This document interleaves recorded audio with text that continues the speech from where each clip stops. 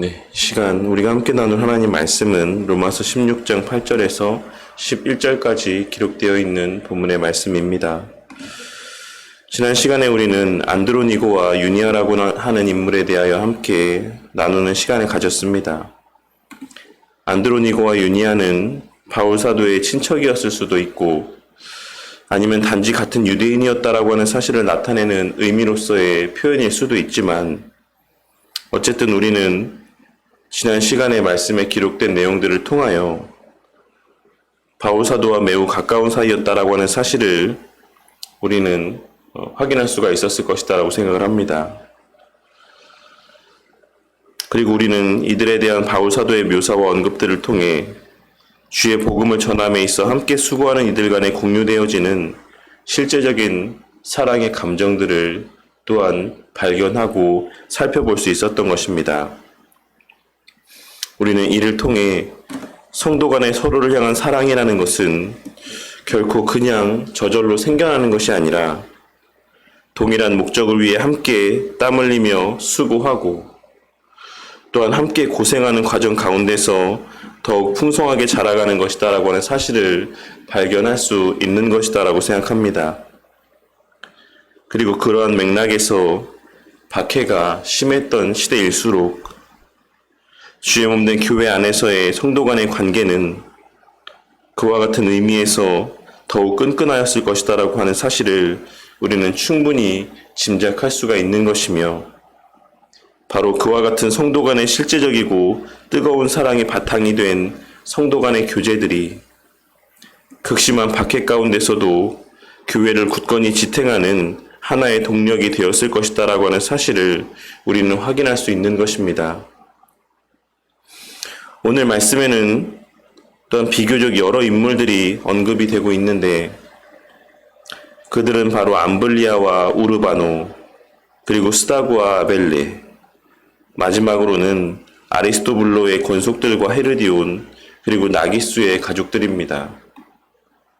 이들 한 명 한 명이 어떤 사람이었는지를 한번 간단하게나마 살펴보자면 먼저 암블리아는 대다수의 학자들이 본래 노예였던 성도라고 추측을 하는 인물입니다. 학자들이 그와 같이 이 암블리아라고 하는 사람을 노예 출신이었다라고 보는 것은 이 암블리아라고 하는 이름이 당시 로마 사회 안에서의 노예 이름으로 흔하게 사용되는 이름이었으며 또한 로마 제국 당시 최초의 카타콤으로 알려져 있는 도마틸라 묘지에서 이 암블리아라고 하는 이름이 새겨진 무덤이 발견이 되었는데 그 이름이 암블리아라고 하는 이 이름 하나로만 기록이 되어 있었기 때문입니다. 당시 로마의 시민권자들은 자신의 이름과 또한 첫 이름 그리고 성으로 구성된 이 세 개의 이름을 자신의 이름으로 사용하는 것이 보편적이었습니다.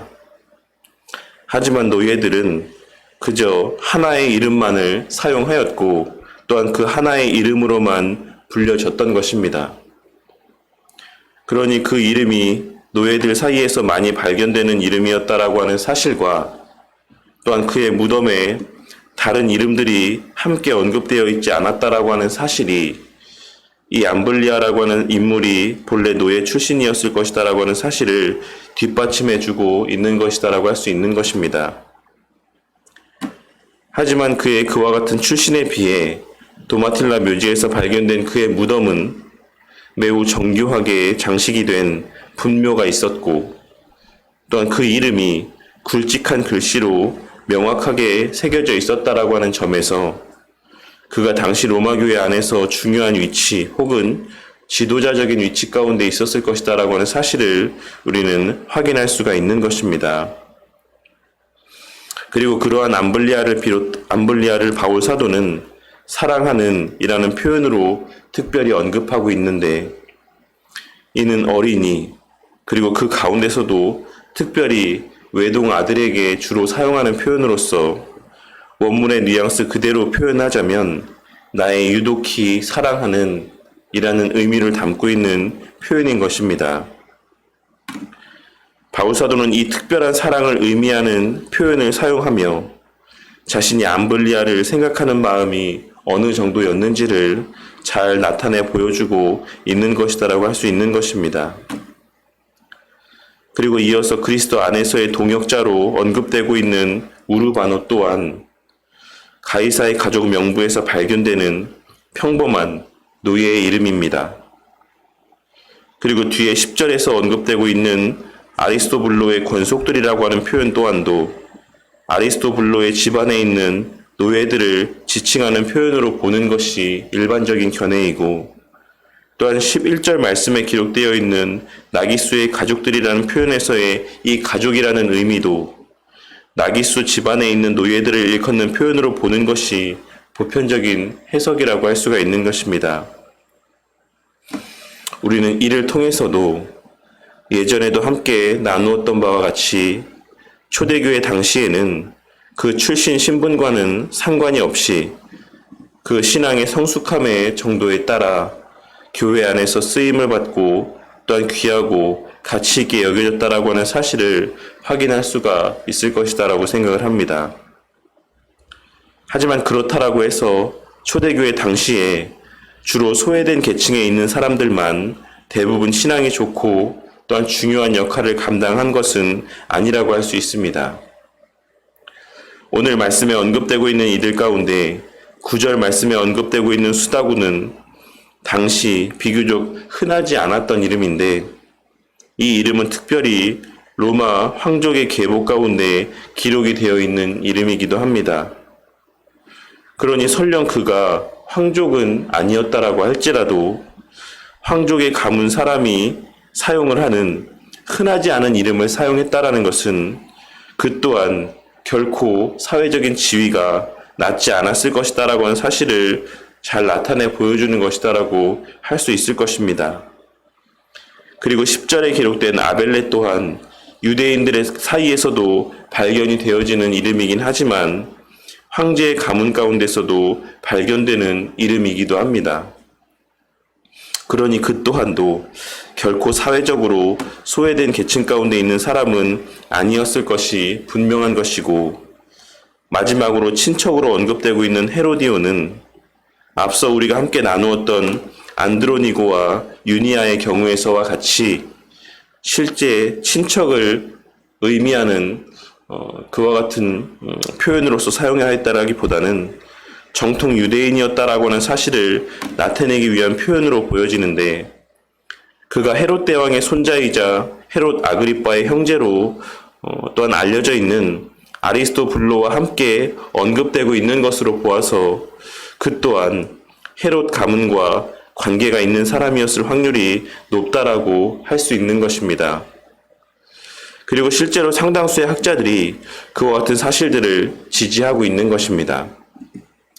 그러니 그 또한 결코 사회적인 지위가 낮지 않았을 것이다라고 보는 것이 합당한 견해라고 할 수 있는 것입니다. 우리가 오늘 말씀을 통해 주목해 보아야 되는 것은 바울 사도가 로마교회 성도들 가운데 안부를 전하는 이들이 사회 각계각층에 있는 여러 사람들이었다라는 사실입니다. 이는 당시 로마교회 안에서 어떤 특정 계층의 사람들만이 아닌 여러 계층의 사람들이 폭넓게 교회 안에서의 중심 역할을 감당했다라고 하는 사실을 잘 나타내 보여주는 것이다라고 할 수 있는 것입니다. 그리고 무엇보다 당시 사회 안에서 가장 무가치한 존재로 여겨졌던 노예 출신의 성도들까지도 로마 교회 안에서 중심적인 역할을 감당했었다라고 하는 사실을 우리는 오늘 본문 말씀의 기록을 통해 확인할 수가 있는 것입니다. 우리는 이를 통해 오늘날 우리가 교회 안에서 성도들을 대할 때 무엇을 가장 귀하고 가치 있게 여겨야 하는 것인지를 다시 한번 깨닫고 마음 가운데 새길 수 있을 것이다라고 생각을 합니다. 오늘날과 달리 사회 안에서의 신분의 차이가 엄연히 존재했던 당시 로마 교회 안에서도 교회 안에서의 어떤 일들을 맡기고 또한 감당케 할 때 그러한 사회적 신분의 차이가 전혀 고려되지 않았고, 또한 오직 그 사람의 신앙의 상태와 또한 영적인 성숙함의 정도만이 고려되었다라고 하는 사실들을 통해서 우리는 주의 몸된 교회 안에서 그 사람의 외적인 조건 가운데 주목한다라고 하는 것이 얼마나 바람직하지 못한 것인지를 깨닫고 명심해야지만 되는 것입니다.